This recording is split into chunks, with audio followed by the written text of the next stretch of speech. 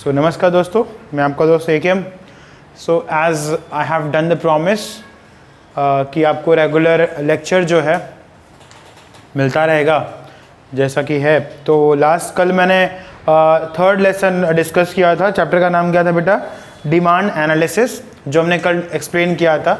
तो कायदे से मुझे थर्ड लेसन से फोर्थ लेसन की तरफ मूव करना चाहिए था, लेकिन अपनी लेक्चर में क्लास में पहले के लेसन हो चुके थे तो और वेकेशन आ रही है तो मुझे रिवीजन के लिए पहले फर्स्ट सेकंड लेसन कंप्लीट करना पड़ेगा। इसीलिए मैं पीछे जा रहा हूँ, क्योंकि कुछ बच्चे हैं जो कहीं आउट ऑफ टाउन जा रहे हैं तो उनका वो लेसन रिवीजन हो जाएगा ना। आप लोग के लिए भी ज़रूरी है कि सीक्वेंस में चले, ठीक है। तो होपफुली कल के वीडियो में आपको सब चीज़ें समझ में आई होंगी अच्छी और कोई डाउट नहीं रहा होगा। और ये जो वीडियो रिकॉर्ड होता है रेगुलर हमारा, ये लाइव क्लासरूम मेरा चल रहा है उसमें रिकॉर्ड हो रहा है, ठीक है। तो सेम टाइम में मेरा दोनों चीज़ हो जाता है, तो बच्चों को याद करने के लिए भी ईजी हो जाता है और रिवीजन के लिए। और बेनिफिट ये हो जाता है कि जब आप याद करेंगे तो वीडियो जब देखना होगा आपको तब को समझ में आएगा कि हाँ उस टाइम लाइव लेक्चर में था तो ये टाइम पे सर ने ये पढ़ाया था। तो लाइव फीलिंग आपके साथ ज्वाइन रहेगी और मेमोरी जल्दी शार्प होगी आपकी। तो आज का जो पहला चैप्टर, इकोनॉमिक्स का जो पहला चैप्टर अपना है वो कौन सा है? Introduction to micro and macro economics. So आज हम इकोनॉमिक्स के बारे में जो पढ़ रहे हैं वो माइक्रो एंड मैक्रो पहला चैप्टर अपना है 12th का। तो micro economics and macro economics जब हम बोलते हैं ना तो एक टर्म होता है, जैसे कि आपने जीव जंतुओं के बारे में पढ़ा होगा कि वो माइक्रो इकोनॉमिक्स है, माइक्रो है, और वो मैक्रो है। मैक्रो इज अ फैक्टर जहाँ पे बड़ी चीज़ों की बात होती है and micro is a thing जहाँ पे छोटी चीज़ों की बात होती है। माइक्रोस्कोपिक स्टडी हम बोलते हैं। क्या बोलते हैं? Microscopic study. मतलब कैसा कि एकदम बेस से, एकदम नीचे से, सिंगल डिजिट से, सिंगल यूनिट की जब हम बात करते हैं, ठीक है, डिटेल स्टडी, उसको हम क्या बोलेंगे? Microscopic study. जब मैं किसी एक बंदे की बात करूंगा, जब मैं किसी एक सेक्टर की बात करूंगा, जब मैं किसी एक सिंगल चीज की बात करूंगा, सिंगल डिपार्टमेंट की बात करूंगा, तो वो सब किस में आएगी? माइक्रो में आएगी। और जब मैं मैक्रो की बात करूंगा तो वहां पे चीजें कैसी हो जाएगी? एग्रीगेट। एग्रीगेट मतलब क्या होता है? पूरा, होलसम, ठीक है, पूरी तरीके से जब हम कंज्यूम करके लेते हैं चीज़ों को और पूरे के बारे में हम जब बात करते हैं तो उसे हम बोलते हैं वो क्या है? मैक्रो है। तो ये बेसिक डिफरेंस है माइक्रो में एंड मैक्रो में। अब माइक्रो इकोनॉमिक जो है कॉइन किया गया है अपना ग्रीक वर्ड से, माइक्रोस से, जिसका मतलब ही होता है सूक्ष्म, छोटा। और उसी के बारे में हम आज करेंगे। चैप्टर को आज भी मैंने 2 पार्ट में डिवाइड किया है। माइक्रो आज करेंगे एंड मैक्रो कल करेंगे, जिससे आप डिटेल स्टडी कर पाएँ एंड थ्रू द वीडियो आप रेगुलर चीज़ें करते चले जाएं, जिससे आपको नुकसान ना हो एंड पोर्शन आपका टाइम पे होता रहे, तो जब लास्ट में पढ़ना हो तो दिक्कत ना हो, ठीक है। सो चलो शुरू करते हैं चैप्टर। सो अपना पहला पॉइंट क्या? Micro, introduction. सो इंट्रोडक्शन में हमने देखा कि what is exactly micro economy is all about. Micro economy है क्या? तो हमने वहाँ पे देखा कि माइक्रो इकोनॉमी जो है वो एकदम माइन्यूट चीज़ों की जब हम बात करते हैं, एकदम बेसिक चीज़ों की बात करते हैं, एकदम छोटा यूनिट की, फर्स्ट यूनिट की जब हम बात करते हैं, जिसे लैंड, लेबर, ठीक है, कैपिटल, एंटरप्रेन्योर, इसकी बात करते हैं। ये है क्या? फैक्टर ऑफ प्रोडक्शन में आता है। जब हम इसकी बात करते हैं, जब हम वेजेस की बात करते हैं, जब हम सैलरी की बात करते हैं, इंडिविजुअल यूनिट की बात करते हैं, तो ये सब किस में आता है? माइक्रो स्टडी, ठीक है, माइक्रो इकोनॉमिक में आता है। ये क्या है? माइक्रोस्कोपिक स्टडी, डिटेल स्टडी जब हम करते हैं किसी एक टॉपिक को लेके, उस पर डिटेल रिसर्चिंग करते हैं एंड डिटेल पढ़ते हैं, तो उसको हम बोलते हैं क्या? ये क्या, कौन सी स्टडी हो गई भाई? माइक्रो इकोनॉमिक हो गई, ठीक है, इजंट इट? ये हो गया तुम्हारा माइक्रो इकोनॉमिक। मैक्रो के बारे में हम कल डिटेलिंग आपसे करेंगे। फिर आता है मीनिंग ऑफ माइक्रो इकोनॉमिक। अब मीनिंग और डेफिनेशन की जब बात आती है तो हम बुक से एग्जैक्टली डिट टू वर्ड चलते हैं। सो मॉरिस डॉब ने कहा micro economy is an in fact microscopic study of an economy. जो हमने कहा उन्होंने कुछ उससे अलग नहीं कहा है, लेकिन एज आई सेड ये रस्म निभानी पड़ेगी कि शादी जिसकी है दूल्हा ही दुल्हन को मांग भरेगा। दूसरा पंडित भर दिया तो शादी पंडित की हो जाएगी। उसी तरीके से जब हम स्टडी की बात करेंगे और बोलेंगे डेफिनेशन की बात, जिसका नाम मेंशन किया रहेगा उसी का ही डेफिनेशन लिखना है। एज एक सिंगल वर्ड भी चेंज नहीं करना। आपने चेंज किया तो फिर वो आपका हो गया, वो उसका रहा नहीं, ठीक है।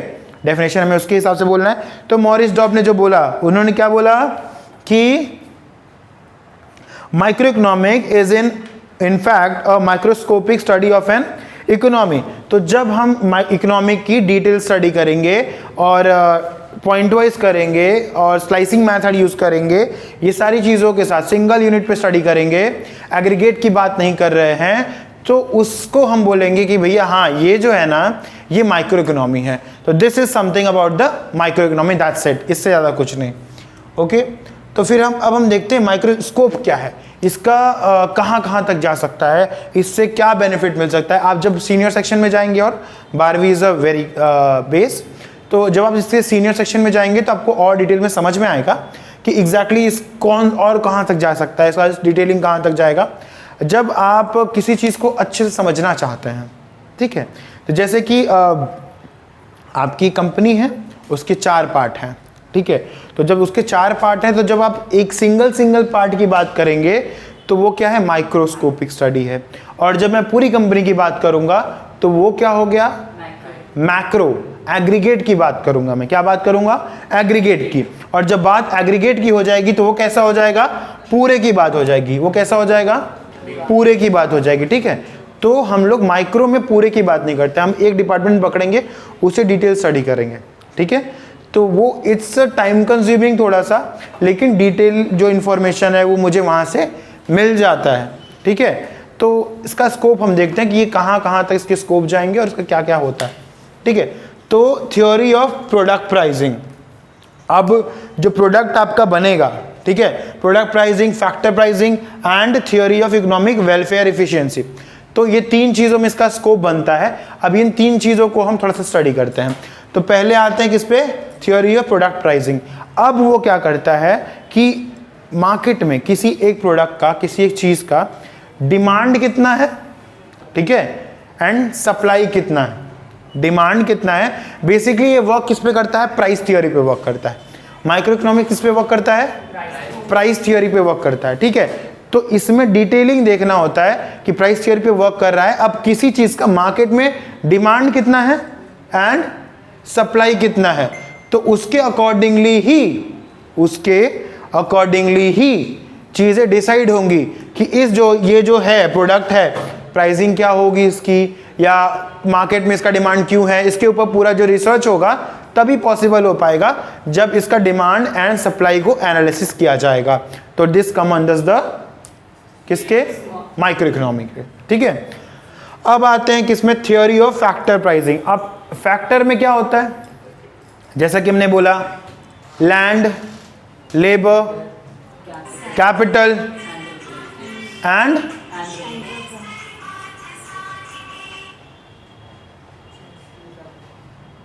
एंटरप्रेन्योर। ठीक है, तो ये जो 4 चीजें आती हैं, ये 4 चीजें आपका किस में आते हैं, फैक्टर ऑफ प्रोडक्शन में। ठीक है, अब इन फैक्टर ऑफ प्रोडक्शन को एनालाइज करने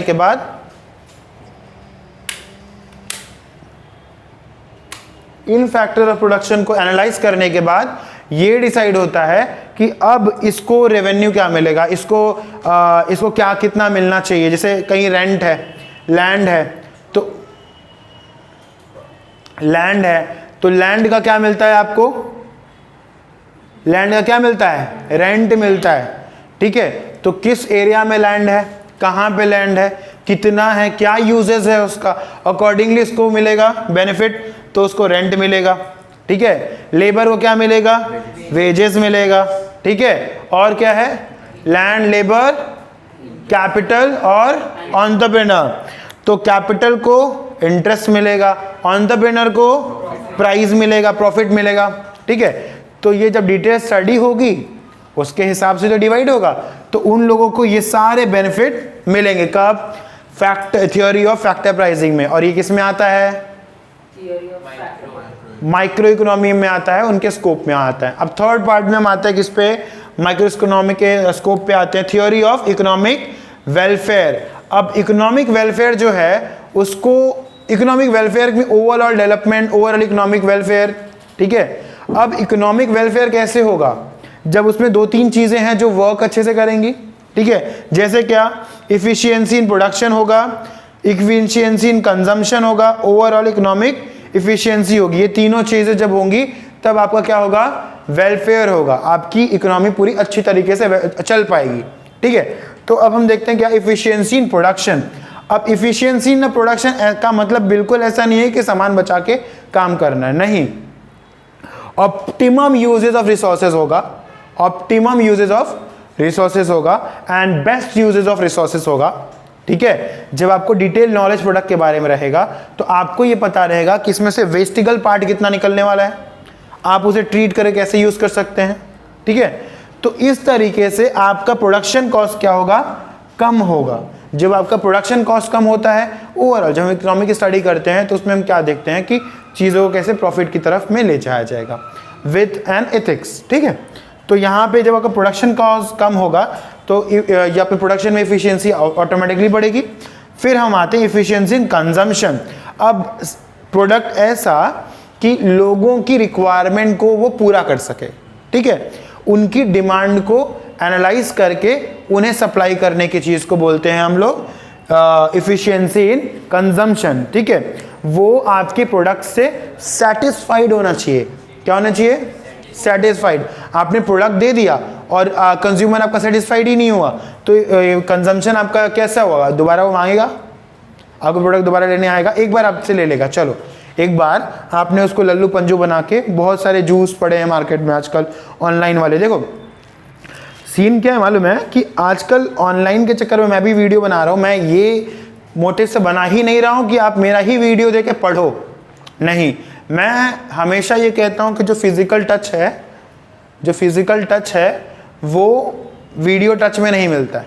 ठीक है, अब आपने पढ़ा है, अब आपने पढ़ाई की है, आपने एजुकेशन लिया है, स्टडी की है, जो आप लेक्चर में बैठे हो। ठीक है, तो आप जब वीडियो देखोगे 1 महीने बाद, 2 महीने बाद, आपको ये सारी चीज़ें, ये मेमोरी, ये पॉइंट टू पॉइंट याद करने में जो 2 घंटे में याद करने वाले रहोगे, आप हाफ एन आवर में कर लोगे। क्यों, ये लाइव मोमेंट आपके दिमाग में तुरंत चलने लगेगा। ठीक है, कि हाँ हाँ ये ऐसे था सर ने ये सिखाया था, ये सिखाया था, ये सिखाया था। ठीक है, लेकिन चलता क्या है, लोग क्या सोचते हैं हम वीडियो देखेंगे। अब वीडियो देखने की वजह से क्या हो गया है, लोगों का बंटाधार हो गया है। बंटाधार कैसे हो गया कि उन्हें लगता है कि वीडियो देखते टाइम आपको तुरंत सोल्यूशन मिल जाता है।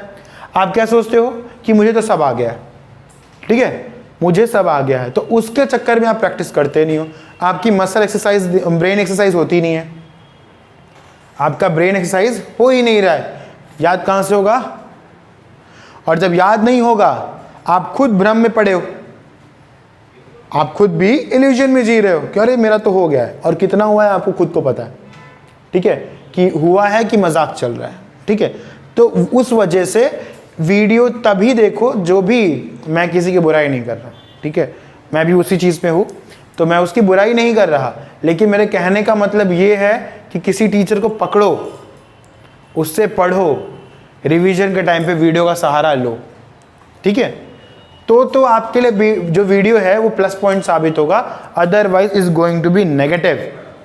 क्योंकि जब आप पढ़ के वीडियो देखने जाओगे ना, तो आप किसी और साइट पे, और चीज़ों पे, और यूट्यूब पे, और चीज़ों पे वेस्ट टाइम नहीं करोगे, क्योंकि आप फोकस्ड वे में गए हो, आप पढ़ रहे हो, आपको अपना लिंक क्लियर करने के लिए वहाँ जाना है। ठीक है, और ऐसे ही जब आप पढ़ने बैठोगे और वीडियो चलाओगे तो 90% चांसेस ऐसा होता है कि लोग स्क्रॉल करने लगते हैं ऊपर नीचे। ठीक है, आजकल तो बहुत चीज़ें ट्रेंड में चल रही हैं, ऐसे कोई ऐसे कर देता है तो ट्रेंड में हो जाता है, मिलियन फॉलोअर है उसके, अपनी अपनी चीज़ें। ठीक है, अब हम आते हैं किस पे, ओवरऑल इकोनॉमिक इफिशियंसी में। तो जब आपने कंज्यूमर डिमांड पूरा किया, सप्लाई पूरा किया, मार्केट को समझा, सब आपके प्रोडक्ट से सबकी चीज़ों की, जो लोग हैं, जो आपके कंज्यूमर हैं, उनकी नीड्स जो है पूरी हुई। ठीक है, तो उससे क्या होगा, ओवरऑल इकोनॉमिक इफिशियंसी होगी। यहाँ पे आपका माइक्रो इकोनॉमी का स्कोप जो था, स्कोप हमारा कंप्लीट हुआ। ठीक है, इसके 3 स्कोप थे, factor pricing, product pricing and economic efficiency, welfare. ठीक है, तो ये तीनों पॉइंट हमारे कंप्लीट हुए, हम आ गए थे। आगे में क्या है, फीचर्स ऑफ माइक्रो इकोनॉमी। अब माइक्रो इकोनॉमी के फीचर्स क्या है, फीचर्स मतलब उसके हाथ पाव, क्या कर सकता है, कुछ अच्छा भी होगा, कुछ बुरा भी होगा, क्या क्या ऐसे क्या क्या जाते हैं। ठीक है, ठीक है, फीचर्स और इंपॉर्टेंस में फर्क होता है। इंपॉर्टेंस मतलब महत्वता, महत्व क्या है, ये क्या हो गया,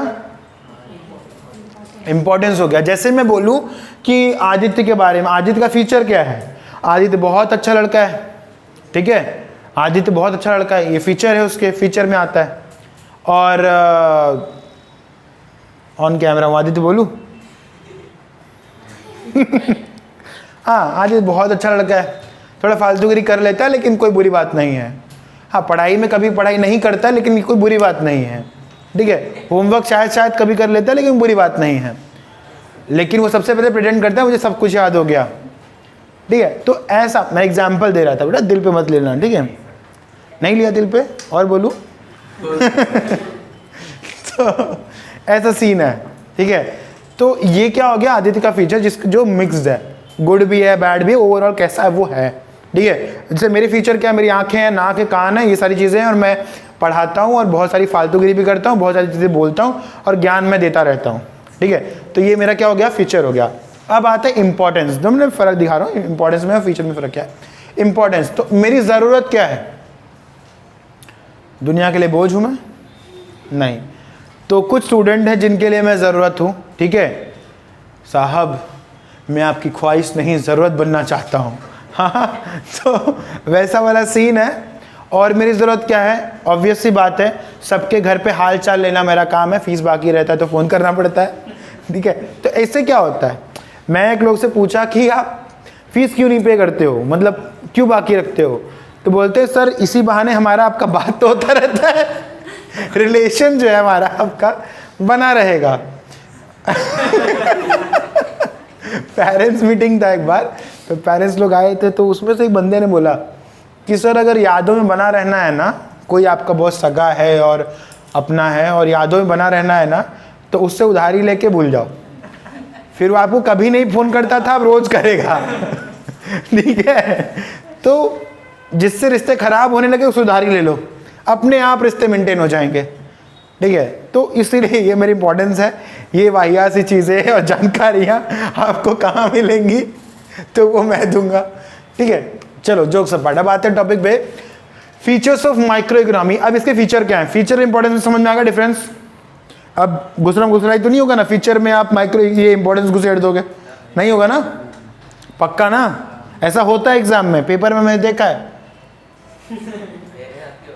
अच्छा ठीक है, करण ना, हाँ करण सिंह। तो स्टडी ऑफ इंडिविजुअल यूनिट। अब जैसा कि मैंने बोला कि माइक्रो इकोनॉमी क्या करता है, ये सिंगल चीजों पे स्टडी करता है, ठीक है, क्योंकि स्लाइसिंग मेथड अडॉप्ट करता है, ये स्लाइसिंग मेथड, डिटेल स्टडी करता है, माइक्रोस्कोपिक स्टडी करता है। तो एट अ टाइम ये क्या करेगा, सिंगल यूनिट को ही स्टडी करेगा, ठीक है। तो एक सिंगल यूनिट को ही ये स्टडी करेगा एंड उसके बारे में आपको डिटेल इंफॉर्मेशन जो है प्रोवाइड करेगा। फिर क्या आता है, प्राइस थियोरी। अब प्राइस थियोरी कैसे होगी, मैंने आपको अभी जैसे बताया, सारे फैक्टर्स को डिवाइड करके, सारे फैक्टर के बारे में स्टडी करने के बाद मार्केट रिसर्च करेगा। माइक्रोस्कोपिक स्टडी आपने यहाँ पे पढ़ा, रेंट, वेजेस और डिमांड एनालिसिस, सप्लाई, और मेन फंक्शन किस पे इसका है, प्राइस पे वर्क करता है, प्राइस एंड सप्लाई पे, ठीक है। तो ये सारी चीज़ जब ये करता है तो आपको पता चलेगा कि भाई मार्केट में जो डिमांड इस चीज़ की इतनी है, सप्लाई इसका इतना है, रेंट इतना लगने वाला है, वेजेस इतना लगने वाला है, एंटरप्रेन्योर को इतना हो रहा है, और आपकी सैलरी इतनी हो रही है, रेंट इतना जाने वाला है, ठीक है, इंटरेस्ट इतना लगने वाला है। तो उसके बाद आपके प्रोडक्ट जो बनाओगे उसकी प्राइस डिसाइड करने में आपको ईजीनेस होगी। सपोज आप एक बिजनेसमैन हो, आप सब एक बहुत बड़े बिजनेसमैन हो, ठीक है, आपका कांदा भजिया का बहुत बड़ा ठेला है, आजकल ट्रेंडिंग में चल रहा है भाई।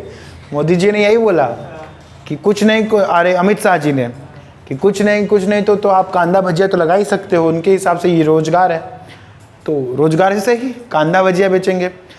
तो मैं एक स्टूडेंट है ना ध्रुव, वो बोल रहा था कि सर CS बड़ा पाव वाला कब खोल रहे हो। मैं बोला कि जिस हिसाब से फीसिंग चल रही है जल्दी ही खोलेंगे, मतलब मैं बड़ा पाव की दुकान खोलूँ।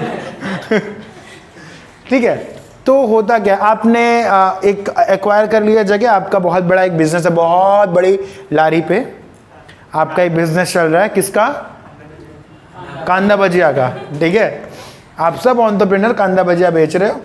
अब आपको वहाँ पे क्या डिसाइड करना है कि भैया उसमें लहसुन कितने का आएगा, कांदा कितने का आएगा, रॉ मटेरियल, ठीक है। फिर उसके बाद जिस लोकेशन पे आप हो वहाँ पे आपका जो पैसा ग्राम पंचायत वाला आएगा रोज 100 रुपये लेने आपसे, आपने नहीं दिया तो कल से इलीगल हो जाएगा, आप खड़ा नहीं कर सकते हो। अगर आप 100 रुपये रोज दे रहे हो तो वो लीगल है, ठीक है। तो वो फिर आप बहुत अच्छे ब्रांडेड पाम ऑयल में खाना बनाओगे, ठीक है, भजिया फ्राई करोगे, ठीक है। तो वो फ्राई करना, वो सारी चीज़ों के बाद आप देखोगे कॉम्पिटिटर जो आपका है वो कितने बेच रहा है। तो या तो आप उतने बेचोगे या तो आप उससे कम में बेचोगे। और अगर आप ज़्यादा बेचना चाहते हो तो फिर आपको कुछ तो लॉलीपॉप देना पड़ेगा कि मैं ज़्यादा में क्यों बेच रहा हूँ। तो ये जो सारी चीज़ों को आपने स्टडी किया ना, ये स्टडी किस में आती है? माइक्रो इकोनॉमी में आती है। किस में आती है? माइक्रो इकोनॉमी में आती है। क्यों? हर चीज़ों को आपने डिटेल में स्टडी किया, हर चीज़ों को आपने डिटेल में बारीकी से स्टडी किया है। अब हर चीज़ों को आपने बारीकी से जब स्टडी किया है तो आपको इसका प्राइस डिसाइड करने में ईजी होगा कि नहीं? डेफिनेटली होगा। कुछ रामदेव के दोस्त भी यहाँ बैठे हैं, ऐसे ऐसे कर रहे बॉटल के साथ में, बाल बड़े हो जाएंगे, मेरे झड़ रहे, मैंने भी बहुत किए, इतने ही निकलते, ठीक है। अब आते हैं हम लोग किस पे? Partial equilibrium. इक्विलिब्रियम के नाम पे ना बहुत लोग हैं जिनकी तकलीफें बढ़ जाती हैं। अरे सर ये कौन सा शब्द है जो आ गया है, मेरे तो पढ़ लेना पड़ता है ना, मेरे तो पढ़ लेना पड़ता।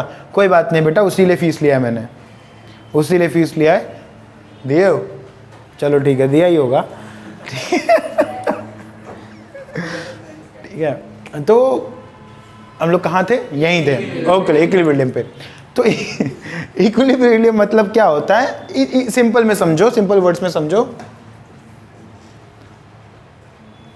सर देखो बेटा, सर फीस देने आए हैं, मैं लेक्चर में हूँ तो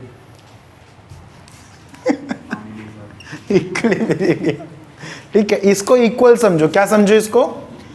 इक्वल समझो, ओके। इक्वल ही आपका समझ लो इक्विलिब्रियम है। सो मैंने अभी बताया था कि व्हाट इज इक्विलिब्रियम? इक्वल। समान तरीके से दो चीजों को, प्राइस और फैक्टर को एनालाइज करके स्टडी करने की चीजों को ही बोलते हैं इक्विलिब्रियम, ठीक है। तो ये पार्शियली हर चीजों को स्टडी करता है इक्वल तरीके से, ठीक है। तो उसके बाद जब दो चीजों को मैं इक्वल तरीके से स्टडी करूंगा, कंपैरेटिव स्टडी करूंगा, तो मुझे उसके निष्कर्ष में निकलने में इजी हो जाएगा, है कि नहीं? कि जैसे दो कड़ी है, बेसन की कड़ी है और नॉर्मल कड़ी है, तो दोनों में से कौन सी कड़ी खानी चाहिए? अब बहुत लोग बोलते हैं मुझे बेसन की कड़ी अच्छी लगती है, लेकिन ट्रूली स्पीकिंग, मैं बुराई नहीं कर रहा हूँ, लेकिन जब मैं बेसन की कड़ी देखता हूँ तो मुझे किसी और चीज़ की याद आती है। आप सबके घर में छोटा बच्चा है? हेलो बच्चा पार्टी, आपके घर में कोई छोटा बच्चा है? देखा होगा? घर में छोटा बच्चा कभी नहीं देखा? आप हुए घर में किसी को छोटा बच्चा नहीं हुआ? झूठा क्या बोलते हो? होता ही होगा ना, मामा चाचा ताया मौसा मौसी, हाँ, छोटा बच्चा।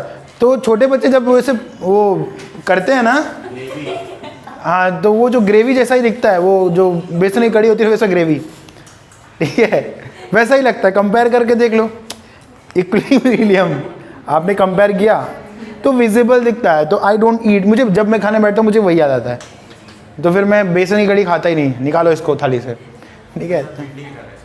भिंडी जैसा होता है, ठीक है बेटा, मैं लेक्चर में हूँ, अगली बार तुझे बताएंगे हम, ठीक है। तो ये आता है आपका क्या? पार्शियल इक्विलिब्रियम, चीज़ों को इक्विवेलेंट तरीके से कंपैरेटिव स्टडी करके रिजल्ट निकालना, ठीक है। अब आता है बेस्ड ऑन अजम्पशंस।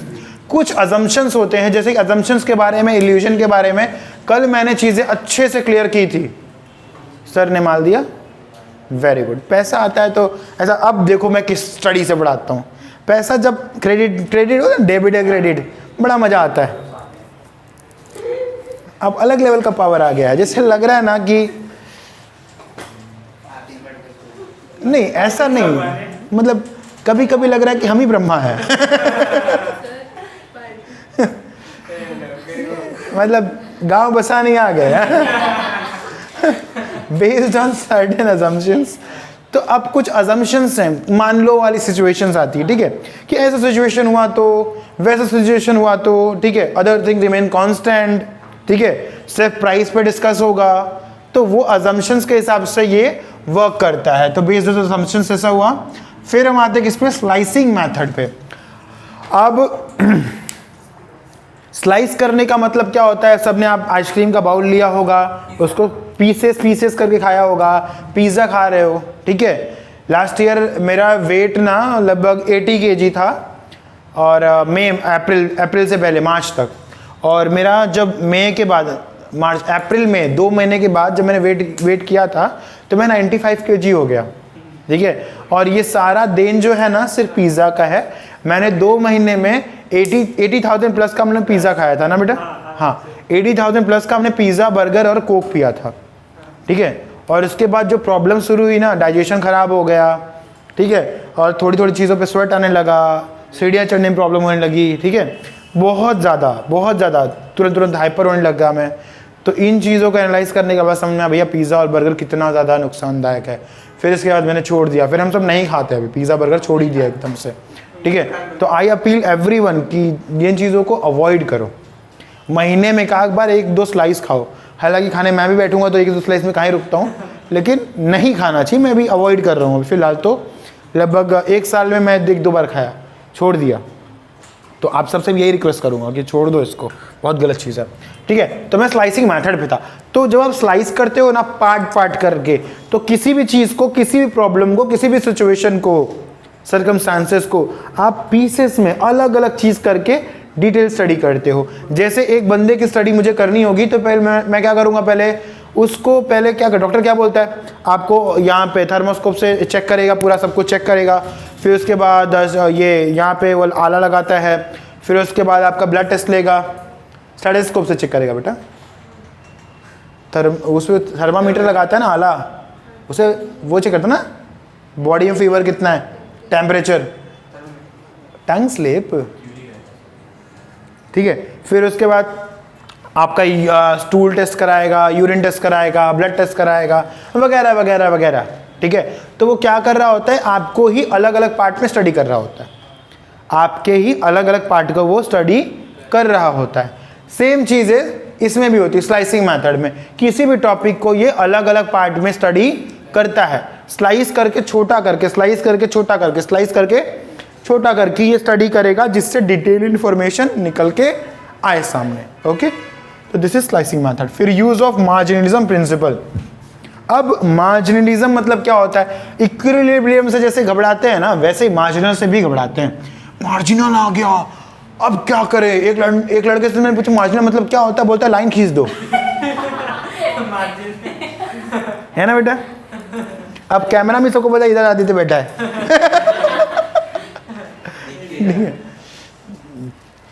तो क्या बोला, मार्जिनल मतलब क्या, लाइन खींच दो, मार्जिन मार दो, तो वो मार्जिनलिज्म हो गया। नहीं, ऐसा नहीं है। मार्जिनलिज्म मतलब होता है कि जब आप होल में जो पूरा चीज आपके पास है उसमें जब आप एक एक्स्ट्रा यूनिट ऐड किए तो जो चेंज आया, जैसा कि मैंने कल एग्जांपल बताया था, आपने ठूस के खाया है, 1 यूनिट एक्स्ट्रा आपने खाया, 1 रोटी एक्स्ट्रा खिला दी आपको, फिर आप क्या हो जाता है, वॉमिट हो जाएगा, ठीक है। तो एक एक्स्ट्रा यूनिट ऐड करने से आपकी चीज़ों में डिस्काउंट बढ़ जाता है, घट जाता है मार्केट में, ठीक है। आप अगर एप्पल ले रहे हो तो उस एक यूनिट ज़्यादा डाल दोगे तो बोलेगा भैया ये 1.25 किलो हो गया, 1.25 किलो का पैसा लगेगा, ठीक है कि नहीं। काजू कतली ले रहे हो तो एक काजू कतली एक्स्ट्रा डाल देगा, उसका वेट ज़्यादा फर्क नहीं पड़ेगा। तो डिपेंड ऑन द प्रोडक्ट, कैसा प्रोडक्ट है उसके हिसाब से पर यूनिट ऐड करने के बाद क्या चेंज आता है वो डिस्कस करता है कौन, यूजेस ऑफ मार्जिनलिज्म प्रिंसिपल, ठीक है। अब इसका स्कोप जो है वो कैसा है, लिमिटेड है। लिमिटेड स्कोप क्यों है, लिमिटेड स्कोप इसका इसलिए है क्योंकि ये वन टाइम पे वन चीजों को ही स्टडी करता है, तो ये टाइम कंज्यूमिंग है, ठीक है। ये क्या है, टाइम कंज्यूमिंग है। उसके साथ साथ ये एक्सपेंसिव पड़ेगा ना, जब आपको टाइम ज्यादा लेगा और आपको इन्फॉर्मेशन पूरा चाहिए, डिटेल चाहिए, तो आपको टाइम देना पड़ेगा, टाइम ज़्यादा लेगा तो एक्सपेंसिव भी आपके लिए चीज़ें होंगी।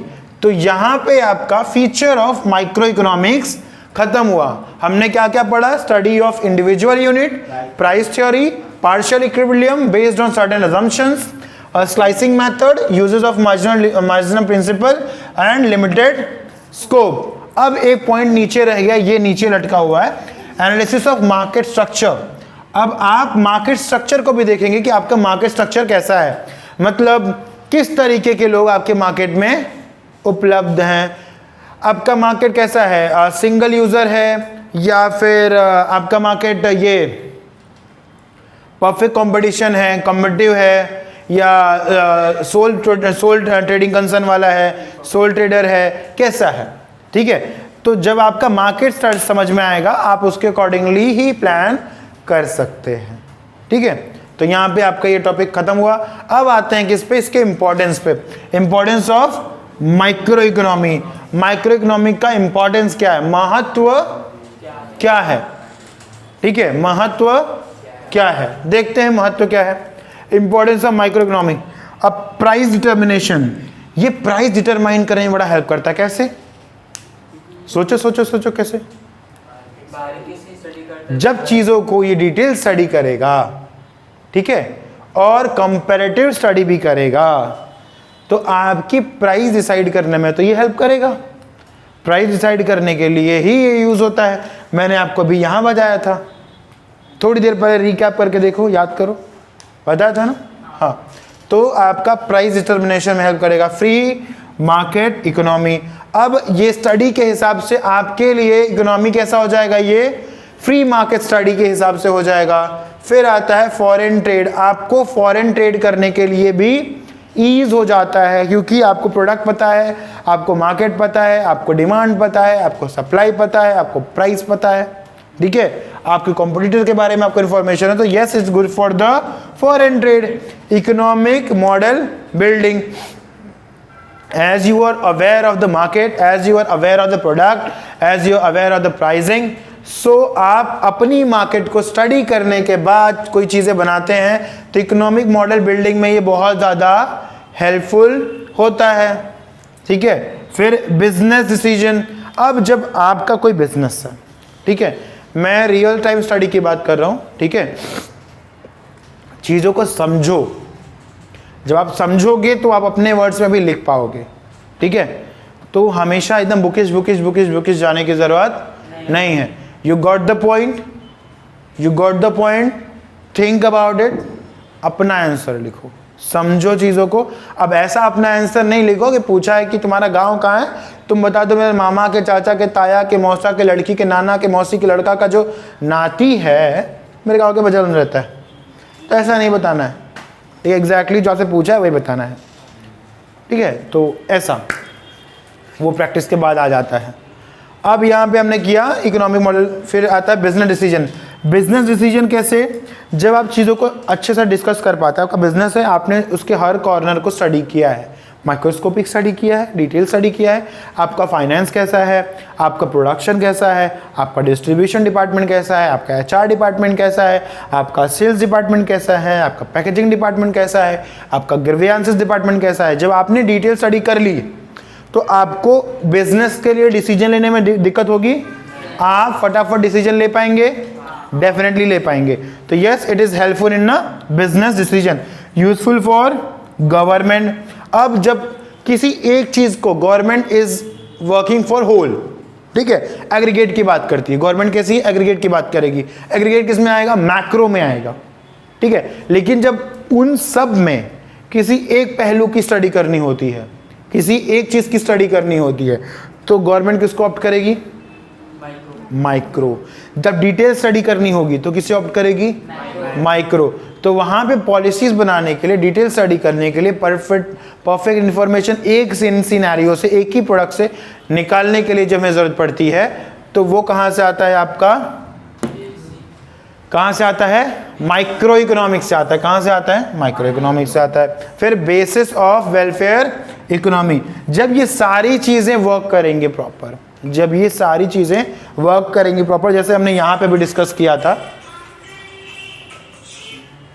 जब हमने यहाँ पे डिस्कस किया था, अभी थोड़ी देर पहले यहाँ पे डिस्कस किया था, सेम चीज़ें सेम तरीके से अगर आपने यहाँ पे किया, तो जब आपकी सारी चीज़ें प्रॉपर वर्क कर रही हैं, आपका प्रोडक्ट अच्छे से आ रहा है, डिमांड हो रहा है, उसका सप्लाई प्रॉपर हो रही है, मार्केट फंक्शन अच्छे से चल रहा है, और एवरी इंडिविजुअल की डिमांड सेटिस्फाई हो रही है, ये product has the ability to satisfy every single one in a peculiar way.